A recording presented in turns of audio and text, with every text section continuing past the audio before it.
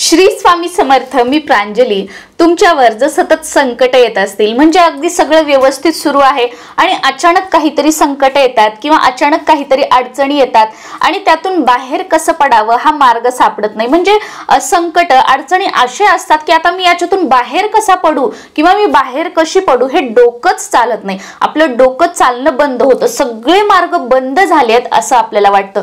बऱ्याच वेळेला आपली माणसं आपल्याला धोका देतात किंवा आपली माणसं आपल्याला अडचणीमध्ये आणतात आणि मग कोणाला सांगावं, कोणाला बोलावं किंवा कोणाला म्हटलं तर त्यांना वाईट वाटेल आणि मग हे खूप याचा बाऊ होईल, नातं तुटेल किंवा परिवारामध्ये कलह होईल, आपली माणसं दूर जातील, असे बरेच प्रश्न असतात। बऱ्याच वेळेला आपल्या मुलांना असं काही आजारपण येतं की आपण ट्रीटमेंट घेतोय पण आपला मुलगा जो आहे तो ट्रीटमेंटला प्रतिसाद देत नाहीये किंवा खूप डॉक्टर झाले पण काहीच फरक पडला नाही, फक्त सतत दवाखाना चालू आहे, हे झालं की ते झालं की ते। याच्यामुळे सतत आर्थिक नुकसान पण होत आहे, पैसा जो आहे तो दवाखान्याला जात आहे, त्याच्यामुळे घरची परिस्थिती खालावत जाते। मग याच्यामुळे नवरा बायकोंमध्ये भांडणं होणं, वादविवाद होणं, एकंदरीतच काय की सगळी परिस्थिती जी आहे ना ती विपरीत होते। आणि मग मी एवढे कष्ट केले, मी एवढं देवदेव केलं, असं केलं तसं झालं, मग काय करू किंवा कोणी काही केलंय का किंवा काही झालंय का, मग असं का होतंय माझ्यासोबत, कष्टाला यश मिळत नाहीये, स्वतःच्या असेल मिस्टरांच्या असेल, बऱ्याच ताईंचं वगैरे तर असं असतं की आमचं सोनं जे आहे, मला आता काल परवाच खूप कमेंट होते की ताई आमचं सोनं जे आहे ते नेहमी गहाण ठेवलं जातं, म्हणजे पैशाचं काहीतरी प्रॉब्लेम येतो, सोनं गहाण ठेवायचं, पैसे आणायचे आणि मग जो येणारा पैसा आहे तो आपल्या इतर कामामध्ये जातो आणि तो सोनं सोडवल्याच जात नाही आणि सोडवलं तरी अशी काहीतरी प्रॉब्लेम येतो की ते परत म्हणजे गहाण ठेवलं जातं। तर या ज्या गोष्टी आहेत याच्यातून पुढे जाण्याचा कुठेतरी मार्ग मिळावा, परिस्थिती जी आहे ती बदलावी, यासाठी अत्यंत साधे व सोपे उपाय तुम्हाला या व्हिडिओमध्ये सांगणार आहे। हे सगळेच करावेत असं काही नाही, यापैकी तुम्हाला जे वाटेल की नाही हा जो उपाय आहे ना प्रांजलीने सांगितलेला हा माझ्यासाठी आहे, मला हे करायचंय, तर तो उपाय तुम्ही श्रद्धेने, विश्वासाने, नित्य नियमाने कंटिन्युअसली करा, नक्कीच फरक मिळेल आणि नक्कीच तुम्हाला यातून बाहेर निघण्याचा मार्ग मिळेल। कारण हे जे उपाय आहेत ते दत्त महाराजांचे सिद्ध असे उपाय आहेत। एक वेळा दत्त महाराजांच्या हातामध्ये आपला हात देऊन तर बघा, महाराज तुम्हाला प्रत्येक संकटातून, प्रत्येक अडचणीतून, प्रत्येक परिस्थितीमधून बाहेर काढतील। महाराज तुमची साथ कधीच सोडणार नाहीत, पण तुम्ही स्वतःवर संयम ठेवा, महाराजांवर श्रद्धा आणि विश्वास ठेवा। कारण बऱ्याच वेळेला असं होतं की देताना तर आपण खूप याच्या जोश मध्ये मी हे करणार, मी ते करणार म्हणून सेवा करतो, पण काय असतं की आयुष्य म्हटलं की संकट, अडचणी आणि बऱ्याच वेळेला आपले गुरु सुद्धा आपली परीक्षा बघत असतात की याचा माझ्यावर किती विश्वास आहे आणि किती दृढ आहे, हा किती टिकून राहतो त्याच्यासाठी। आणि इथेच आपण चुकतो की आपण त्यांच्या हातातला जो आहे तो आपला हात काढून घेतो। महाराज आपला हात कधीच सोडत नाही, आपली साथ कधीच सोडत नाही, आपणच त्यांच्या हातात दिलेलं आपलं बोट काढून घेतो आणि मग परत आपण इकडे सांग तिकडे सांग किंवा असं तसं की हे खोटं आहे, हे असं आहे तसं आहे, म्हणजे आपण देवाला सुद्धा नाव ठेवायला मागे पुढे बघत नाही, म्हणजे एवढे महान आपण आहोत याचा कुठेतरी आपण विचार करायला हवा। कारण एवढं आयुष्य तुम्ही आता किती वर्षाचे आहात, एवढं आयुष्य तुम्ही काहीच केलं नाही आणि तुम्ही सेवेमध्ये येता आणि दिवस मोजता, मी 11 दिवस सेवा केली काहीच तर झालं नाही, मी 21 दिवस सेवा केली काहीच तर झालं नाही, पण हा विचार नाही करत की मी आजपर्यंत तर काहीच केलं नाही, मग हे देव, हे गुरु हे कसं करतील? बरं ठीक आहे, करतील सुद्धा, एका तासात सुद्धा अनुभव येतो, पण आपल्या त्या भक्तीमध्ये तसा भाव असायला हवा, आपल्या अंतःकरणापासून आपण महाराजांना साद घालायला हवी।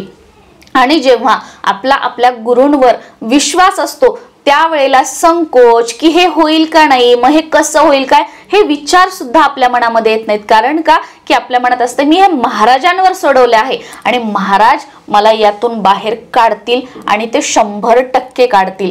मी हे तुम्हाला असंच नाही, मी स्वतः सुद्धा चढ उतार यातून आलेली आहे, पण कधीच महाराजांची साथ सोडली नाही। आता मी तरी तुम्हाला सांगत आहे, पण मला सांगणारं कोणीच नव्हतं, फक्त एक महाराजांनी मार्ग दाखवला की तू सेवा कर, तू हे कर, आपोआप गोष्टी होत जातील। आणि मी कधीच म्हणजे आता मी जर मागे बघितलं तर मला आठवत सुद्धा नाही कसे कसे मार्ग मिळाले, कसं इथे आले, कसे महिन्यामागून महिने गेले, वर्षामागून वर्ष गेले, फक्त गुरुचरित्र पारायण, महाराजांची सेवा, छोटे मोठे उपाय, सेवा या गोष्टी करत राहिले आणि मार्ग मिळत राहिले, कधीच दिवस मोजले नाही किंवा मी वर्ष झाले सेवा करते मग अजून तर मला काहीच दिसत नाहीये, अजून तर मला काहीच दिसत नाही, असं कधीच नाही. महाराजांच्या हातामध्ये जे बोट दिलं, महाराज जसं चालवतील तसं आपल्याला चालायचं आहे, हे तुम्हीही ठेवू शकता. नक्कीच मार्ग मिळेल. मी असं नाही म्हणत की 1 दिवस 2 दिवस की कधी, कारण मलाच माहित नाही. आता मी जवळजवळ 2018-2019 पासून प्रत्येक महिन्याला गुरुचरित्राचं पारायण करते,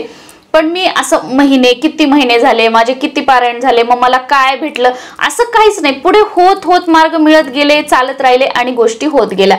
तर सगळ्यात पहिलं बघा, जेव्हा तुम्ही अशा परिस्थितीमध्ये आहात तर तुमच्या घराच्या आजूबाजूला जिथेही कुठे दत्त मंदिर असेल तर नित्य नियमाने कोणत्याही गुरुवारपासून नित्य नियमाने तुम्ही रोज दत्त मंदिरामध्ये जायला सुरुवात करा. दत्त महाराजांचं दर्शन घ्या.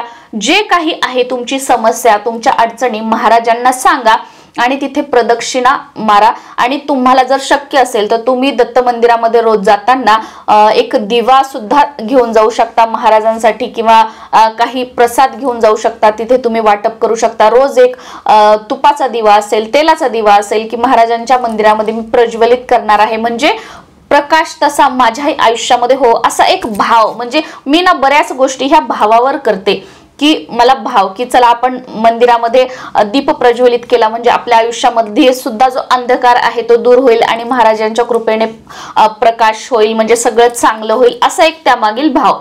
एक उदाहरण दिलं तुम्हाला, तर तुम्ही दिवा घेऊन जाऊ शकता. आता तुम्ही म्हणाल की हे किती दिवस करायचं, तर तुम्ही अगदी 1 वर्ष प्रत्येक गुरुवार तुम्ही दत्त मंदिरामध्ये जा. तसं शक्य नसेल तुम्ही 11 गुरुवार, 21 गुरुवार, 51 गुरुवार जा, किंवा तुम्ही कोणत्याही गुरुवार पासून सुरू करून कमीत कमी 21 दिवस आणि जास्तीत जास्त 40, 108, 51 दिवस असं नित्य नियमाने तुम्ही रोज जा. पिरियड्स आले, सुतक आलं ते सोडून द्या, पण इतर वेळी तरी आपण जा आणि महाराजांना जा, नक्कीच तुम्हाला मार्ग मिळू लागेल. त्याच्यानंतरचं पुढचं म्हणजे तुमच्या घराच्या आजूबाजूला जर कुठे औदुंबराचं झाड असेल म्हणजे उंबराचं झाड असेल तर तिथे परिसर जो आहे तो स्वच्छ करा आणि रोज औदुंबराच्या झाडाला 1 तांब्या पाणी, सकाळी आपलं स्नान झालं की नियम बनवा की मी 1 तांब्या पाणी औदुंबराच्या झाडाला अर्पण करेल, तिथे एक दिवा प्रज्वलित करेल आणि त्या झाडाला तुम्ही 11, 21, 51, 108 दिगंबरा दिगंबरा श्रीपाद वल्लभ दिगंबरा, दिगंबरा दिगंबरा श्रीपाद वल्लभ दिगंबरा हा मंत्र म्हणून तुम्ही तिथे प्रदक्षिणा मारा. किंवा तिथे बसून तुम्ही गुरुचरित्रातील कोणताही एक अध्याय नित्य नियमाने रोज वाचा. हे पण सेवा आपण कोणत्याही गुरुवार पासून सुरू करून कंटिन्युटी मध्ये करू शकतो किंवा फक्त गुरुवार सुद्धा करू शकतो. आणि स्त्री, पुरुष, मुलं, मुली अगदी कोणीही करू शकता असं काही नाही, अगदी प्रत्येक जण, कारण ते आपले गुरु आहेत, आई आहेत, वडील आहेत, बंधू आहेत, बहीण आहेत, सखा आहेत. महाराज हे आपल्यासाठी सर्व काही आहेत. मग आपल्या महाराजांची सेवा करण्यासाठी तू करू शकतो का, मी करू शकतो का, असं अजिबात काही नाही. हे सगळं जे आहे ना ते काढून टाका की महिलांनी करावं का, हे करावं का, ते करावं. महाराजांसाठी आपण सगळेजण त्यांचे लेकरं आहोत. ही महिला आहे, हा पुरुष आहे असं काही नाही, आपण सगळेजण त्यांचे लेकरं आहोत आणि ते आपले सर्व काही आहेत. ही गोष्ट लक्षात ठेवा आणि सेवेमध्ये या. त्यानंतरचं पुढचं म्हणजे खूप संकट आहेत, खूप कष्ट आहेत, सगळीकडे प्रॉब्लेम आहेत, म्हणजे एकही असा एरिया नाही आयुष्यातला की तिथे ही गोष्ट माझी चांगली आहे. तर तुम्ही आजपासूनच किंवा जेव्हा तुम्ही व्हिडिओ बघताय त्या दिवसापासून किंवा कोणत्याही गुरुवार पासून नित्य नियमाने रोज 21 वेळा घोर कष्टोद्धरण स्तोत्र पठण करायला, वाचायला तुम्ही सुरुवात करा. यावर घोर कष्टोद्धरण स्तोत्र कसं वाचायचं, कधी वाचायचं, नियम काय आहेत, अटी काय आहेत, यावर आपल्या चॅनलवर व्हिडिओ आहे, तो तुम्ही बघू शकता आणि त्या पद्धतीने वाचू शकता. रोज 21 वेळा घोर कष्टोद्धरण स्तोत्राचं आपल्याला पठण करायचं आहे. बघा अगदी काही दिवसात, 2-3 दिवसातच तुम्हाला अनुभव यायला सुरुवात होईल, कारण या स्तोत्राचं नावच आहे घोर कष्टोद्धरण स्तोत्र. त्यानंतरचं पुढचं म्हणजे नित्य नियमाने रोज गुरुचरित्रातील 14वा आणि 18वा किंवा 14वा किंवा 18वा या अध्यायाचं नित्य नियमाने पठण करा.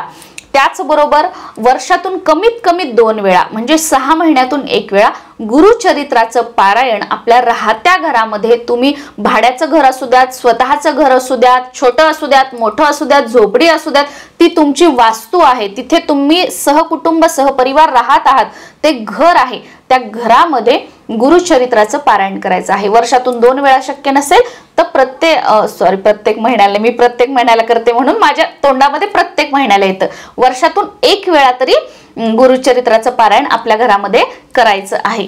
दत्त महाराजांचा कृपा आशीर्वाद आपल्या सोबत राहतो, आपल्या कुटुंबाच्या सोबत राहतो।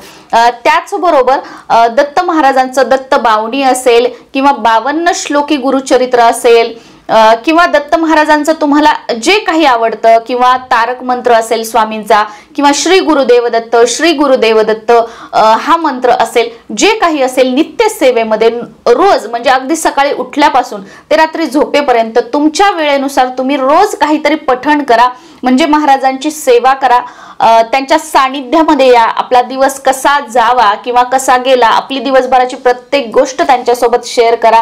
कारण बघा, जेव्हा आपण आपली मैत्रीण, नातेवाईक, इतर मंडळी ज्यांना आपण आपलं दुःख संकट सांगतो, ते 1 वेळा ऐकून घेतात, 2 वेळा ऐकून घेतात, तिसऱ्या वेळेला ते ऐकून घेत नाही, 4थ्या वेळेला ते आपल्या समोरून सुद्धा जात नाही, म्हणतात नेहमी याचं हे रडगारण असतं। पण आपले महाराज असे आहेत, ते तुम्हाला कधीच म्हणणार नाहीत की अरे तू सारखं सारखं मला दुःख काय सांगतो, कधीच म्हणणार नाहीत। उलट ते तुम्हाला त्या दुःखातून बाहेर निघण्याचा मार्ग दाखवतील। आणि लोक काय असतात की रडून ऐकतात, हसून सांगतात, पण महाराज असं कधीच करणार नाहीत। महाराज तुमची साथ कधीच सोडणार नाहीत। त्यामुळे जे काही आपल्या मनात आहे ते महाराजांना सांगा, महाराजांशी बोला, त्यांच्यावर रागवा, त्यांच्यावर ओरडा, त्यांच्यावर प्रेम करा, त्यांची सेवा करा, ते तुम्हाला काहीच म्हणणार नाहीत। पण लोक जे आहेत, स्वतःची आपली आई असू द्या, आपले माणसं असू द्या, ते सुद्धा हे करणार नाहीत। त्याच्यामुळे महाराजांच्या सेवेमध्ये या, महाराजांना शरण जा, त्यांच्यावर विश्वास ठेवा, त्यांच्यावर श्रद्धा ठेवा, सगळं काही चांगलं होईल। आयुष्याचं सोनं झाल्याशिवाय राहणार नाही, जेव्हा आपण श्रद्धेने आणि विश्वासाने महाराजांची सेवा करू आणि त्यांच्या सानिध्यामध्ये येऊ। श्री स्वामी समर्थ।